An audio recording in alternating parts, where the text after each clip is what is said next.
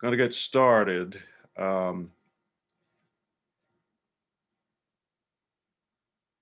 Today I'm going to talk about utilitarianism. Now, I want everybody to remember that we skipped chapter 4. We read 6, then 5, then 7. So for next week, I want you to finish chapter 8 on Immanuel Kant. Uh, I don't know. In some ways, it's hard to teach at least parts of utilitarianism without teaching Immanuel Kant, because he had immense influence on John Stuart Mill.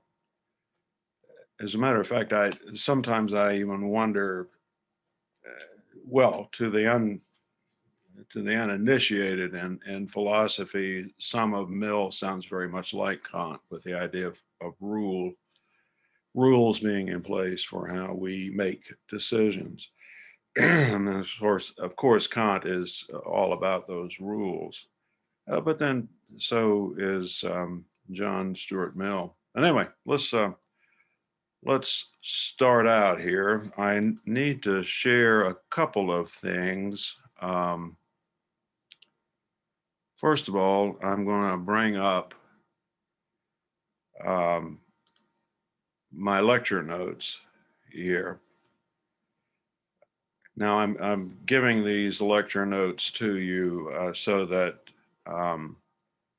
you can follow along later on, or those who are not with us can follow later on.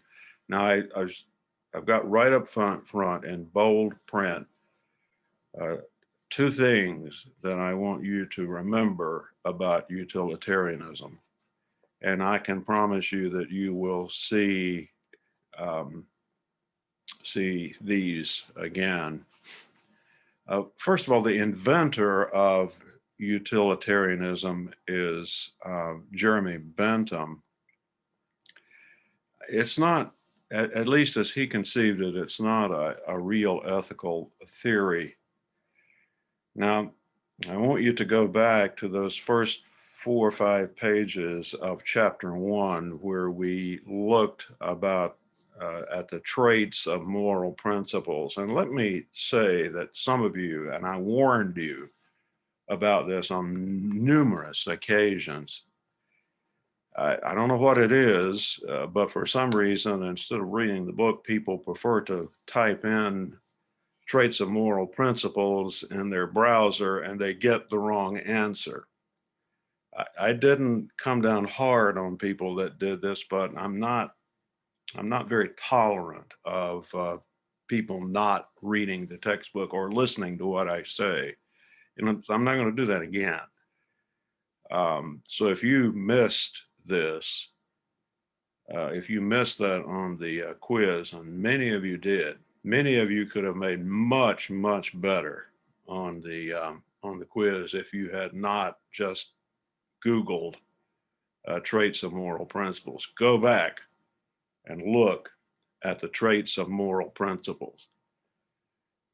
That's going to be very important if you're going to understand ethics at all. And Poyman is one of the few people that get this right. Now, under Professor Poyman's traits, being easily taught and being public is one of the criteria that we use to judge an adequate moral theory. So I think that Bentham's idea is very simplistic, but it is, because of that, it's easily taught. But that can't be the only one of those traits that we have in place to judge an adequate moral theory, because even if it is public, even if it is easily taught, it can lead to results that we don't want to accept. And it falls logically into the trap that befalls all relativism. What I want, or my little group wants, is always right. So, unfortunately, the way Bentham construes this, and we'll see that in a moment, the way Bentham construes this, uh, it turns out to be a fallacy of both that haunts both subjective and conventional relativism. Now, Mill sees this, um, and he corrects many of the deficiencies of Bentham by adding what I call rule adherence. In other words, sticking to a rule, abiding by a rule. And that's similar to Kantian ethics, which we're going to study next. But the big difference between Kant and Mill is Kant has a very strict mathematical, epistemological, mathematical, and logical constraint upon those rules. Those rules have to be developed scientifically and not just by coming up with a rule. So there's a difference between someone arbitrarily saying, this is the rule, and Kant saying that in ethics we must study the structure of reality and find the overall construct of something. Now, he shows that rules are important, Mill does, but he doesn't show that they're based in reason. So consequently, Mill's rule utilitarianism can seem needlessly constraining and elitist to some. And if you read the textbook, you'll find that that is one of the criticisms of at least rule utilitarianism. All right, so let's dig in, start talking about the chapter and about rule utilitarianism. Now I need to go in here and pull up another. This is Jeremy Bentham. Quite the character Jeremy was. He invented sort of the modern equivalent of the community college, I guess you might say, because in Bentham's time, lower class people, women, minorities could not go to Oxford or Cambridge because that was for the upper crust and the intelligentsia. So Bentham used much of his vast money to found University College London, that I think was the first, if not the first, one of the first, if not the first, to admit women into college. And he was, of course, was on the board of directors. That's what you get to do when you give lots of money. So he left his vast fortune to University College under the stipulation that he be present at all board meetings. So they couldn't figure out how to do this after he croaked. So what they did was they stuffed him. And if you see down here at the bottom, that's his original head, desiccated head down there. It used to be on top of his body, but it got moth-eaten over time. And so they put it down there between his feet. Now he has recently, if you Google Bentham, you'll find his photograph at the Smithsonian. So he's gone on the road after hundreds of years. And now I guess at least maybe they're not going to have a board meeting at University College London while he's not there. But he's exhibited at the Smithsonian now. So that's just a clever happenstance, historical happenstance. His head got kind of moth-eaten because the rugby teams of Queens College and University College used to vie trying to steal his head to hold it hostage so that a player from the opposing team wouldn't be allowed to play so that So it got to be a college rivalry. In other words, when I used to teach at the University of Tennessee, and they used to have the beer barrel that whenever University of Kentucky and the University of Tennessee were going to play, I think it was a basketball game. The fraternities from either college would try to hunt down the historic beer barrel and steal the beer barrel. So just one of those arcane college rules. Maybe you guys could think of something to do between maybe the Cabarrus campus and the Rowan campus, something similar to kind of stir things up. This is just a suggestion to make college life interesting. Okay, let's go back to the Pages lecture. All right. Now, in all of this, we might say that Bentham is perhaps the only consistent true utilitarian. He was not a trained philosopher. He was a lawyer called a barrister in England, though he never practiced law. He was called to the bar, so he was approved to be, he was a member of the bar. He could have practiced, but he didn't. He held seats on several different corporations and was a very wealthy individual. John Stuart Mill, the connection between Mill and Bentham is that James Mill, John Stuart Mill's father, was his secretary, and Bentham financed much of Mill's vast education history. And as I've said, he founded University College London and admitted women and working class individuals into a college setting. Now, here's a quote from Bentham. Suffering outweighs every other consideration in the life of humanity.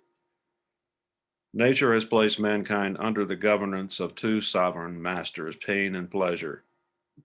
It is for them alone to point out what we ought to do, as well as to determine what we shall do. On the one hand, the standard of right and wrong. On the other, the chain of causes and effects are fastened to their throne. They govern us in all we do, in all we say, and in all we think. So the two taskmasters of humanity are pain and suffering, and we try to avoid one and accentuate the other. Now, how do we do that? Well, for Bentham, it's he calls it a hedonistic calculus. Calculus is a misnomer here. It's not very much of a calculus at all. It's simple addition and subtraction. So if we're deciding between pizza and ice cream, we sort of assign a value to what I want at the present moment and what you want at the present moment. So we even take a vote. So if we're in class and we're trying to decide whether we're going to go out for pizza or ice cream, one says pizza, two say ice cream, three more say pizza, six say ice cream. So we add them up. We go out for ice cream because we got more people that want to go out for ice cream. We got 8 instead of 4, so majority rules. So 4 versus 8 equal ice cream. That's the hedonistic calculus. Sorry.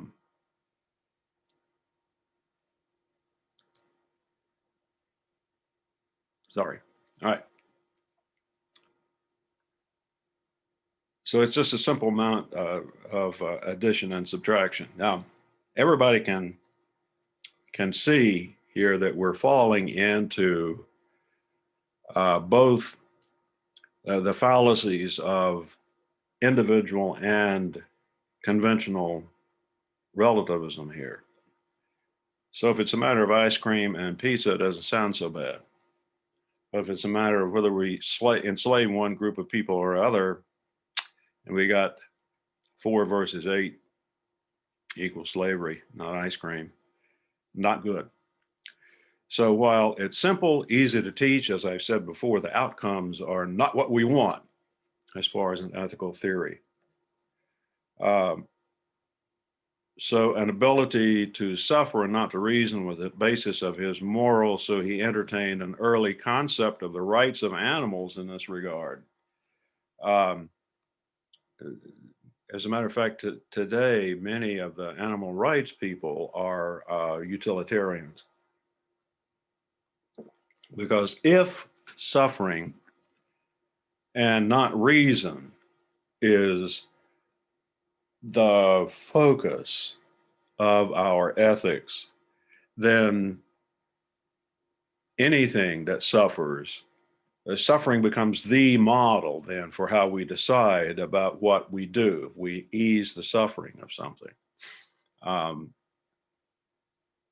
but again, let me point out here that there are no reasons for doing this. If suffering simply is the only criteria, um, then we might also at the same time, while we're deciding to be fair to animals, might decide to be unfair to another group of people that are perceived, either correctly or even incorrectly, to be a problem.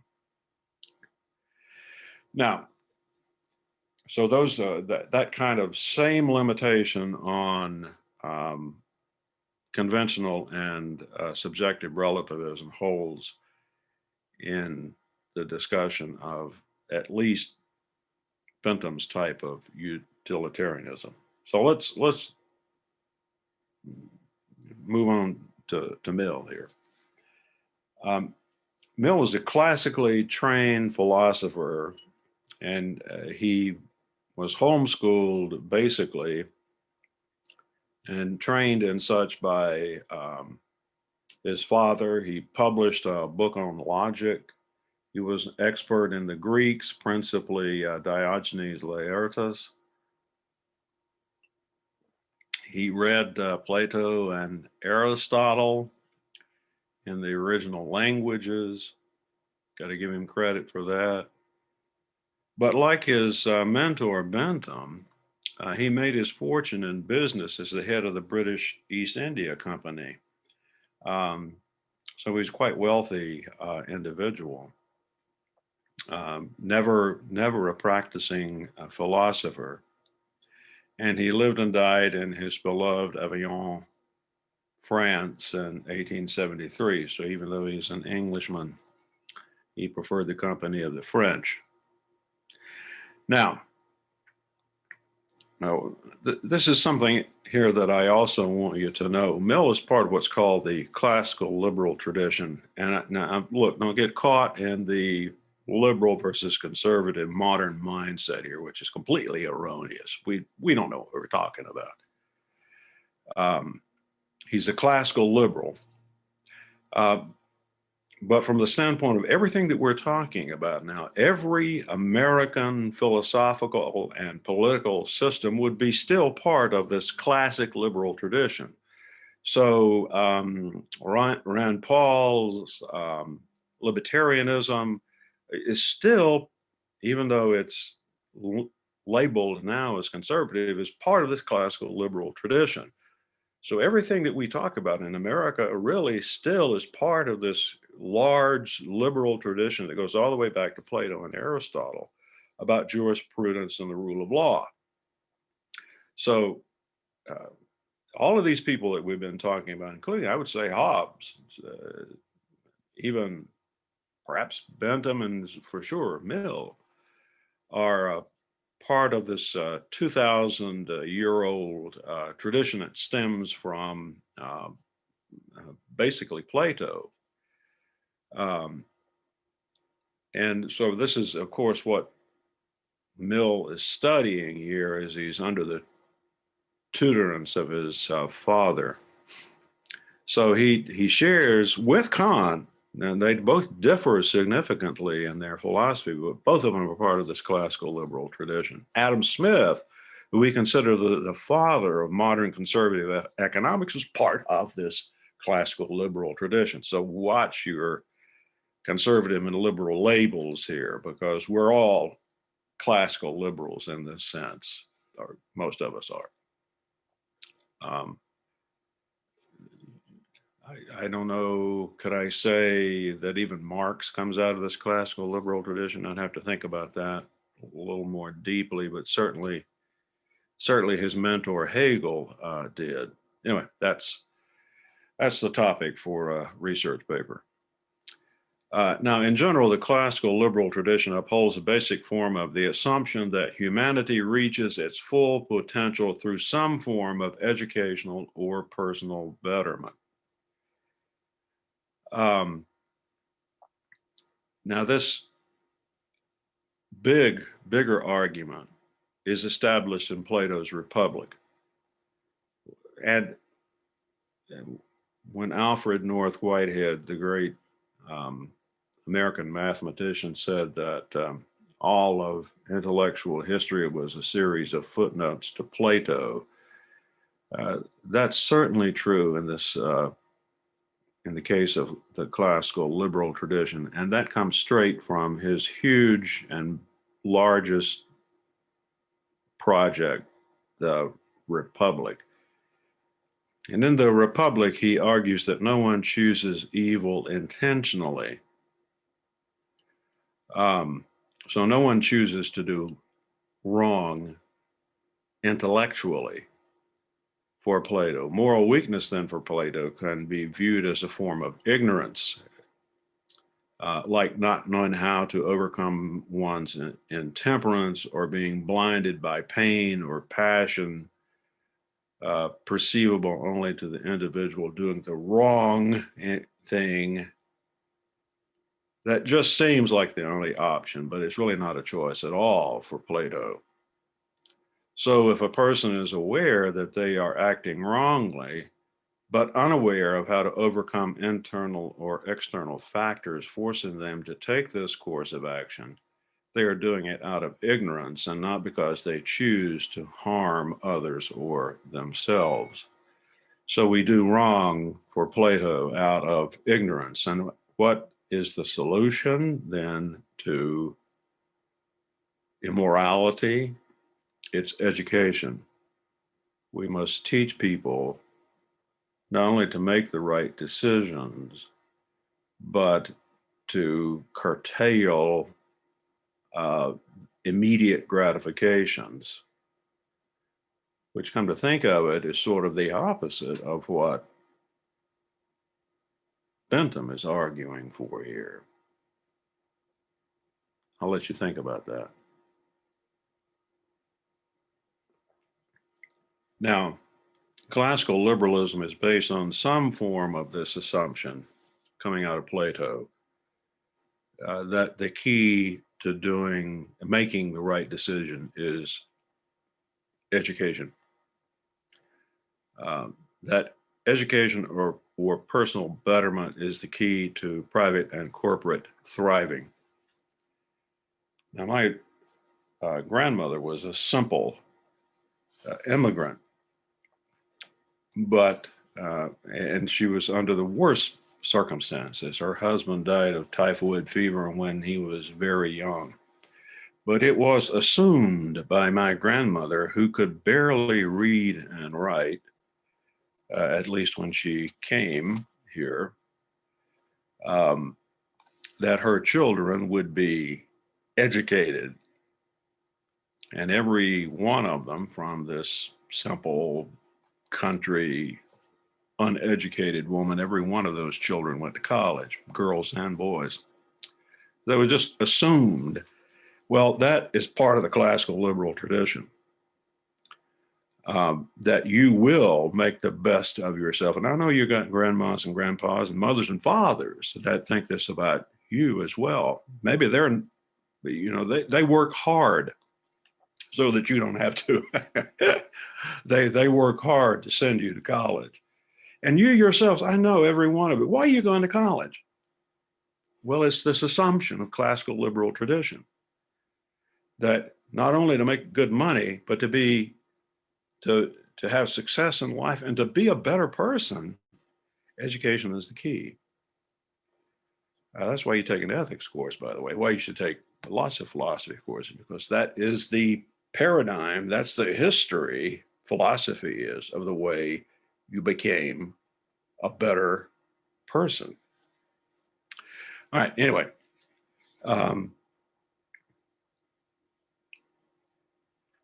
Mill borrows from Plato, as we said, he understood and learned those. He borrows from Plato, Aristotle, Epicurus, and he probably borrows from Kant through the French influences. Now remember, he lived and died in Amiens, France. So Kant and the French Enlightenment are integrally tied to each other. Rousseau, the sort of father of French Enlightenment, is instrumental in Kant's ethics and Kant's thinking as well. So I don't know the history of this, but I'm pretty sure that at least through the French connections, not just from the educational system in general, which in England at this time was very influenced by Kant, but just from the French and perhaps the university system idea, he came upon Immanuel Kant's deontological ethics. And his rule, utilitarianism, is almost a direct copy of the basic form of Kantian deontology. Now, my utilitarian friends would just go apoplectic and have a stroke if they heard me say this. But I don't see any other way around it historically and developmentally. We're going to study Kant in the next chapter. And of course, as you read rule utilitarianism, you're going to be well prepared for looking at Kant in the next section. The only way to have philosophical rules is through the idea, through the practice of what Kant called personal excellence. One of these things is Kant's idea that there is nothing good but a good will, or the use, we'll turn, I told you to skip chapter 4. We're going to go back to chapter 4 and virtue ethics at the end of the class. But that is Plato and Aristotle's way of approaching the same topic. So we end this lecture part by saying that even though he was not a down and gritty utilitarian like his mentor Bentham, because he pulled from and appealed to the entirety of Western thought and nuanced that in his writing, his moral theory is just infinitely more robust than Bentham's. Even though Bentham is far more simple,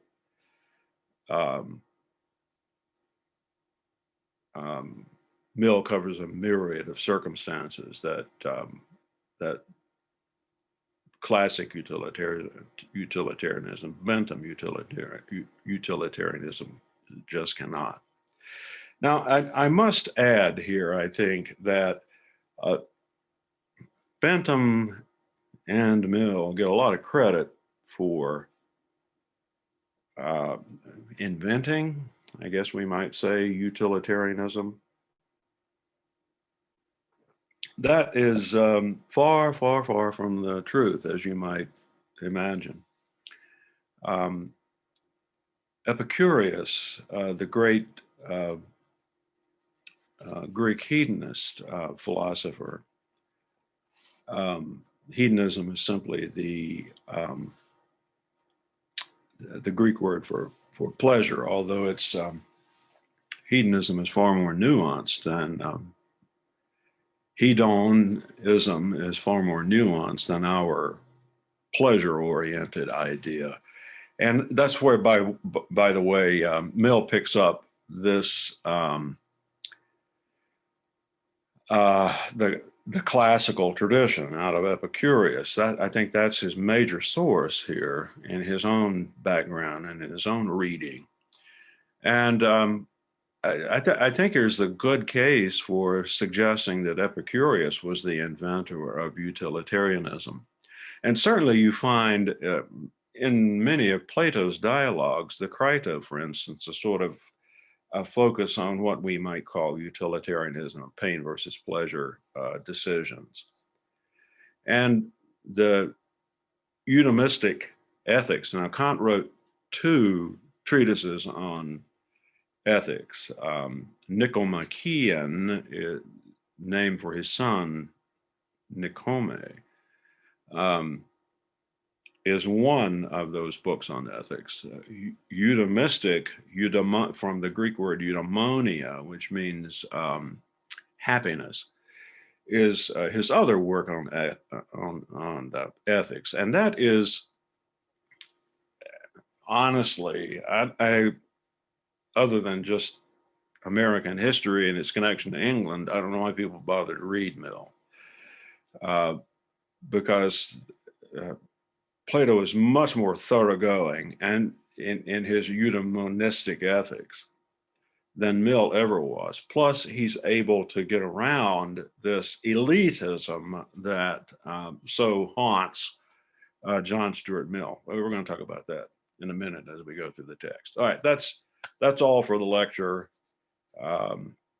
If anyone has questions, they need to email me those questions. So right now, well, let's just pick up our textbook. So if you are online, you can open your textbook. If not, you can open it later as you review our talk today. And if you're watching it for the first time, you can stop and open your textbook. So we're going to take a look at Chapter 7, Utilitarianism. The first thing I want you to make sure is that you review it's pages 6 and 7 in the paper textbook. It comes as one of the major headings in the first chapter after the discussion of etiquette. We have the traits of moral principles. Folks, make sure you dig into that. Now, most people got it right, but a quarter of you didn't, and you're not going to be able to do anything in this course if you don't get this. All right, so review that. We talked about classical utilitarianism. Classical utilitarianism basically is Bentham and early Mill before he comes up with rule utilitarianism. And one of the criticisms of Bentham was people in his day termed his simple hedonistic calculus as a pig philosophy that we find right under his name there in Dr. Poyman's analysis of his thinking, right? The very last sentence there. Bentham's version of utilitarianism was, even in his own day, referred to as the pig philosophy because a pig enjoying his life would constitute a higher moral state than a slightly dissatisfied Socrates. So that is the problem, by the way. So one of the great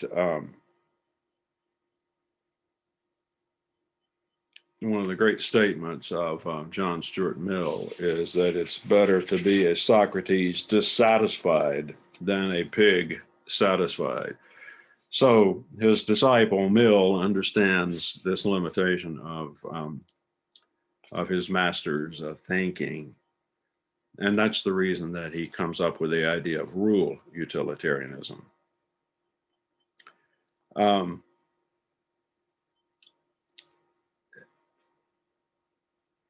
read that first sentence or so there under John Stuart Mill, his attempt to save utilitarianism. And as I hinted to above, it's sometimes called eudaimonistic utilitarianism. And that pulls from that idea of Aristotle's ethics called the eudaimonia, the eudaimonistic ethics, the happiness ethics is how you would translate it in English. So Mill here is drawing a distinction, and you might want to think about that. He's drawing a distinction between pleasure and happiness. Now, when you think about it, pleasure is something sort of immediate. Pleasure is having a lot of wine with dinner or doing something in excess. And that has repercussions, as most of us know. Doing something in excess causes problems. So if we completely follow the pleasure principle, we get into trouble. If we make happiness, that's a little more long-term, right? So the happy person doesn't go down these rabbit trails of pleasure, and that makes life far more satisfying. So that's the distinction between eudaimonia and hedonia, hedonism and the eudaimistic ethics. So keep those distinctions between pleasure and happiness in mind.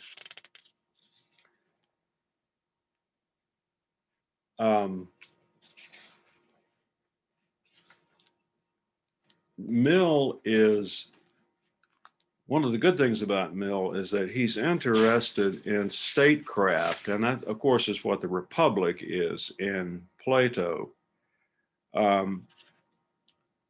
Politics forms a lot of the basis of what Mill is up to, because for Plato and for Mill, the purpose of politics is to save us from falling into the realm of sensual pleasure. Now, look at the founding folks in this country who looked at self-sacrifice as necessary for a great country. So again, let me reiterate that this is part of that great classical liberal tradition. And let me state that one more time, because Plato comes up with this. And one of the good things about Mill is that he follows through with that initial good idea that Plato had. The purpose of politics is to save us from falling into the realm of sensual pleasure.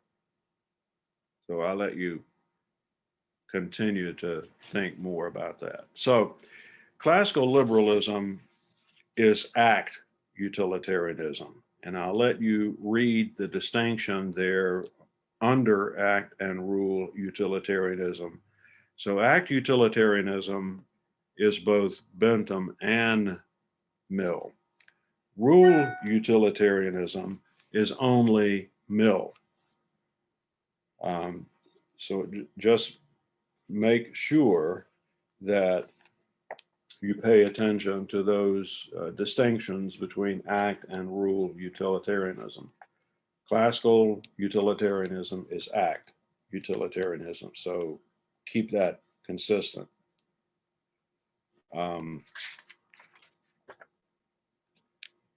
Going on, make sure that you read the section, The Strengths of Utilitarianism, and then the criticisms of utilitarianism. And I can assure you that there will be a question on the exam about either or, maybe both, the strengths of utilitarianism and the limits of utilitarianism. And a little word to the wise here. If I ask you to give me a criticism of utilitarianism, I'm not interested in your opinion. I want to know what Professor Poyman says. if I say it's the textbook, if I say it's the lecture, then you pay attention to what I said. So many of you on the exams, when I ask you for a criticism of conventional ethical relativism, gave me your just off the top of your head. I don't, it's wrong for the most part. It was not from the course, which is the second problem. So when I ask you for a criticism, I want you to talk about the textbook. I want you to give examples, yes, but I don't want to know what you think, what your opinion is. I want facts, just the facts, just the structure of things, and not the man or woman on the street idea of what you think. So often you see the news at night and a reporter will be standing on the street corner and stick a microphone in somebody's face and say, what do you think about such? And it's always stupid. So most people think stupidly. I want you to think in terms of the structure of the textbook, the structure of the lectures, and the idea that philosophy is a structured way of thinking and not just opinion. So anyway, word to the wise again. So many of you could have done much, much better if you had stuck to the textbook and to the lectures in your answers and not gone off on your own tangents. Okay, enough of the rant and the raving.